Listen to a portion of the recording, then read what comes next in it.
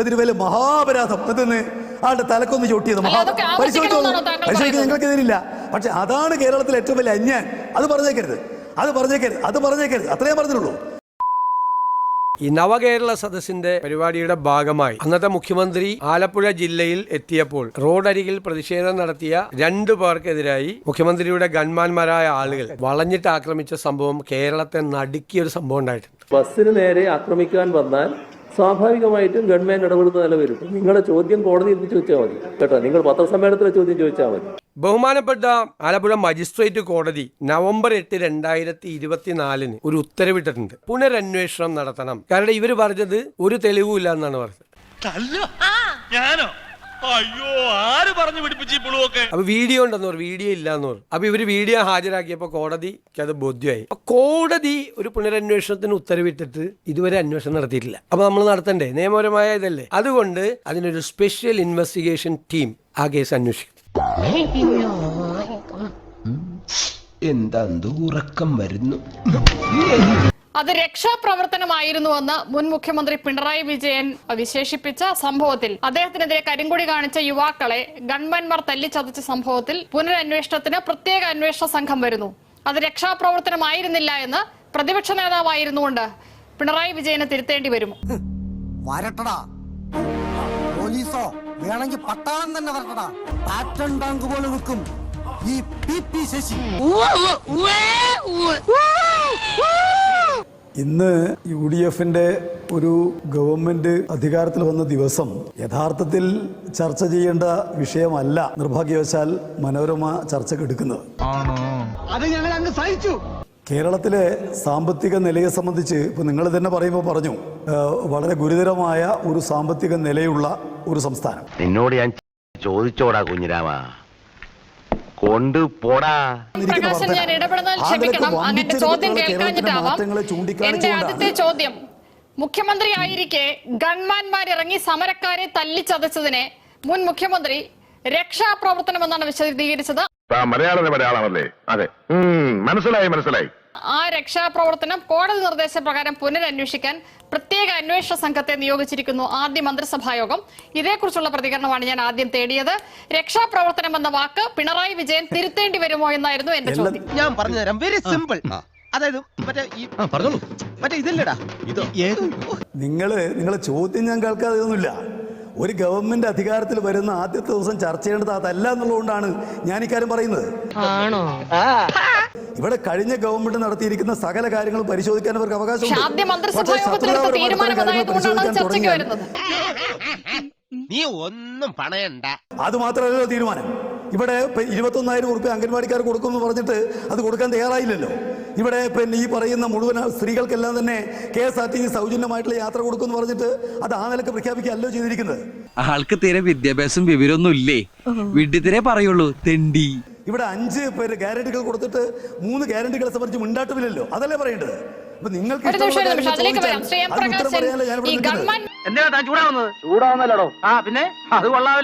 ഉമ്മൻചാണ്ടി ഗവൺമെന്റിന്റെ കാലത്ത് എത്ര ഭീകരമായ മർദ്ദനം ഏറ്റുവാങ്ങിയിട്ടുണ്ട് ഞങ്ങൾ. അതിനെ സംബന്ധിച്ചെല്ലാം ഒരു പുനഃപരിശോധനയും അതുപോലെ തീരുമാനം എടുത്തിട്ടുണ്ടോ LDFന്റെ ഗവൺമെന്റ് വന്നപ്പോ?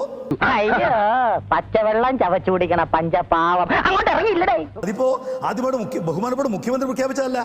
നേരത്തെ ഒരു MLA, നിയുക്ത MLA ഈ കാര്യം സംബന്ധിച്ച് പരാതി കൊടുത്ത് അതിന് മേലെ തീരുമാനം ഉണ്ടാവും എന്ന് പറഞ്ഞിരിക്കുന്ന കാര്യം ആവർത്തിക്കുകയല്ലേ ഇന്നത്തെ ചെയ്തിരിക്കുന്നത്. ഒരുമാതിരി ചൊറിഞ്ഞു വരുന്നുണ്ട് നിന്റെ വർത്താനം കേട്ടിട്ട്. ആലപ്പുഴ മജിസ്ട്രേറ്റ് കോടതി പുനരന്വേഷണത്തിന് ഉത്തരവിട്ടിട്ട് 1.5 വർഷമായി. അത് പിന്നെ അതുകൊണ്ട് എന്താണ് നിങ്ങളിപ്പോ ഇന്നിപ്പോ നിങ്ങളുടെ സർക്കാർ ഒന്നും ചെയ്തില്ല. അതുകൊണ്ട് സർക്കാർ മാറിയപ്പോൾ അവരാദ്യം തന്നെ ചെയ്യാൻ തീരുമാനിച്ചു. ചെയ്യുന്നതിലൊന്നും എനിക്ക് ഇപ്പൊ യാതൊരു സംശയമില്ല. പക്ഷെ അതാണ് കേരള ഗവൺമെന്റിന്റെ നേട്ടമായി ചർച്ച ചെയ്യേണ്ടത് എന്ന അഭിപ്രായം എനിക്കില്ലെന്ന് ഞാൻ പറഞ്ഞുള്ളൂ. മോനെ രാമദാസ, നിന്റെ അച്ഛൻ നാരായണൻകുട്ടി ചേട്ടൻ ഇത്രയും എടുക്കില്ലേ?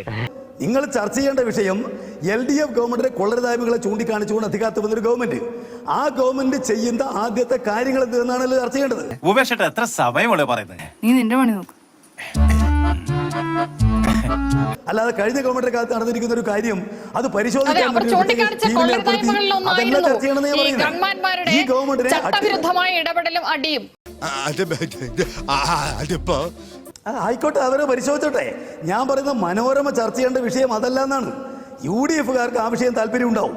കാരണം അവർ ഈ കഴിഞ്ഞ കാലത്തെ ഗവൺമെന്റിന്റെ കാലത്ത് നടത്തിയിരിക്കുന്ന നടപടികൾ പുനഃപരിശോധിക്കാനും അത് വെച്ചുകൊണ്ട് വൈരുദ്ധ്യാതര ബുദ്ധിയോടെ കാര്യങ്ങൾ തീരുമാനിക്കുന്നു. അവന് മനസ്സിലാവണില്ലോടാ, അത്ര പെട്ടെന്ന് മനസ്സിലാക്കിയെടുക്കാനുള്ള ബുദ്ധി അതിനുണ്ടോടാ. നല്ല കാര്യം, അത് അവരുടെ രാഷ്ട്രീയമായ തീരുമാനമാണ്. ഞാൻ പറയുന്നത് ഒരു പുതിയ ഗവൺമെന്റ് വന്നപ്പോൾ ആ ഗവൺമെന്റ് വന്നിരിക്കുന്നത് വെറുതെയല്ല, കൃത്യമായ നിലക്കുള്ള വാഗ്ദാനങ്ങളുമായിട്ട് കഴിഞ്ഞ ഗവൺമെന്റ് ചെയ്ത കാര്യങ്ങൾ തിരുത്തുമെന്ന് പ്രഖ്യാപിച്ചുകൊണ്ട് വന്നൊരു ഗവൺമെന്റ് അതിന്റെ ആദ്യത്തെ ക്യാബിനറ്റിലെടുത്ത തീരുമാനമാണല്ലോ ചർച്ച ചെയ്യേണ്ട വിഷയം. ആരോട് ഇതിങ്ങനെ എത്ര വട്ടം പറഞ്ഞു? അല്ലല്ല, ഇത് ഞാൻ ഇപ്പൊ എവിടെന്നെങ്കിലും കേട്ടിട്ട് വന്നതല്ല. മുഖ്യമന്ത്രി വാർത്താ സമ്മേളനത്തിൽ പറഞ്ഞ കാര്യമാണ്. ആലപ്പുഴയിലെ രക്ഷാപ്രവർത്തനത്തിന്റെ പ്രത്യേകത എന്താ? മുഖ്യമന്ത്രിയുടെ ഗൺമാൻമാർ അവർ യാതൊരു പ്രശ്നവും ഉണ്ടാകാതെ കരിങ്കൊടി കാണിച്ച് മാറി നിന്ന് ലോക്കൽ പോലീസ് അറസ്റ്റ് ചെയ്ത് വച്ച രണ്ടുപേരെ വണ്ടിയിൽ നിന്ന് യാതൊരു കാരണവുമില്ലാതെ ഇറങ്ങി വന്ന് മൃഗീയമായി തല്ലിച്ചതയ്ക്കുന്ന ദൃശ്യം കേരളം മുഴുവൻ കണ്ടിട്ടും അത് കോടതി അവർക്കെതിരെ നടപടി എടുക്കാൻ പറഞ്ഞിട്ടും അത് എടുക്കാതെ വന്നപ്പോൾ ഞങ്ങൾ അന്നേ പ്രഖ്യാപിച്ചതാണ് ആദ്യത്തെ മന്ത്രിസഭാ യോഗത്തിൽ ആ കാര്യത്തിൽ നടപടി ഉണ്ടാകുമെന്ന്. നീ പകപോക്കുകയാണല്ലേടാ. പകയല്ല, അറപ്പാണ് എനിക്ക്. ഇവിടെ ഇപ്പോ പറഞ്ഞു കരിങ്കൊടി കാണിച്ചതിനെ സംബന്ധിച്ച്. കരിങ്കൊടി കാണിച്ചതിന്റെ പേരിൽ ആയിരക്കണക്കിന് ആളുകൾ ജയിലിൽ കിടന്നൊരു പ്രസ്ഥാനമാണ് ഈ കേരളത്തിലെ ഇന്നത്തെ പ്രതിപക്ഷം. നിങ്ങളിപ്പോ രണ്ടാളെ കരിങ്കൊടി കാണിച്ച മർദ്ദിച്ചെന്തോ മഹാ സംഭവമായിട്ട് അവതരിപ്പിക്കുക. ഇവിടെ ഈ പിന്നിട്ട് പോയ 5 വർഷക്കാലം കൊണ്ട് കേരളത്തിൽ സംഘടിതമായ വെടിവെപ്പില്ല, ലാത്തിച്ചാർജില്ല. ബാലകൃഷ്ണ, പിന്നെയും നീ നോൺസെൻസ് സംസാരിച്ചാൽ ഞാൻ കടുത്ത രീതിയിൽ പ്രതികരിക്കും. ഗൺമാൻ ഒരിക്കലും ആ VIP-യുടെ സെക്യൂരിറ്റി വിട്ട് അദ്ദേഹത്തിനടുത്തുനിന്ന് പോകാനേ പാടില്ല. എന്ത് ചട്ടപ്രകാരമാണ്, എന്ത് അധികാരം ഉപയോഗിച്ചാണ് മുഖ്യമന്ത്രിയുടെ ഗൺമാൻമാർ ഇറങ്ങി സമരക്കാരെ തല്ലുന്നത്? താങ്കൾ പറയൂ, കേരളത്തിൽ മുമ്പ് അങ്ങനെ ഒരു ഉദാഹരണം? കേട്ടോ, സമരം ചെയ്തു അടികൊണ്ടു ആളുകൾ ജയിലിൽ പോകുന്നു.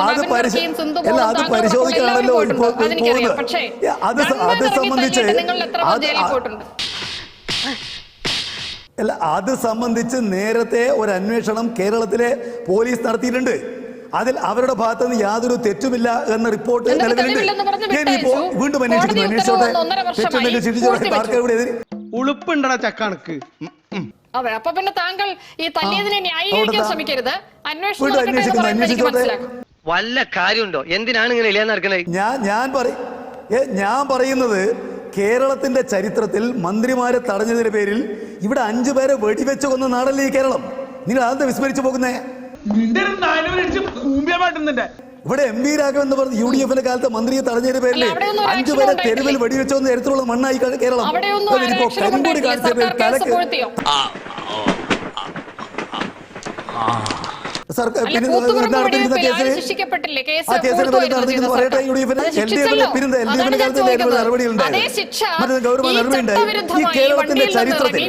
കേരളത്തിന്റെ നിങ്ങള് അർഹിക്കുന്നില്ല എന്നാണ് എന്റെ ചോദ്യം. അയ്യോ, അങ്ങനെ പറഞ്ഞൂടാ. ഞാൻ പറയുന്നത് ഈ പറഞ്ഞിരിക്കുന്ന സംഭവം ശരിയോ തെറ്റോ അന്വേഷിക്കാൻ തീരുമാനിച്ചല്ലോ, അന്വേഷിച്ചോട്ടെ. പക്ഷെ അതാണ് മഹാസംഭവം ചിത്രീകരിച്ചിരിക്കരുത്. മന്ത്രിമാരെ തടഞ്ഞതിന്റെ പേരിൽ 5 പേര് വെടിവെച്ച് കൊല്ലപ്പെട്ട ഒരു മനുഷ്യൻ ജീവിതകാലം മുഴുവൻ അവിടെ കിടക്കയിൽ കിടന്ന് ഈ അടുത്ത ദിവസം മരിച്ച ഒരു നാടായി കേരളം. അതിനൊന്നും ഇല്ലേ? അതിന് വലിയ മഹാപരാധം അതെന്ന് ആളുടെ തലക്കൊന്ന് ചൊട്ടിയത് പരിശോധിച്ചോളൂ. പരിശോധിക്കാൻ ഞങ്ങൾക്കെതിരില്ല. പക്ഷെ അതാണ് കേരളത്തിലെ ഏറ്റവും വലിയ അന്യായം. അത് പറഞ്ഞേക്കരുത്. അത്രേ പറഞ്ഞുള്ളൂ. നിന്റെ തള്ളയ്ക്കാൻ വിളിക്കാത്തതേ നിനക്ക് തന്തയില്ലാത്തോണ്ടാ.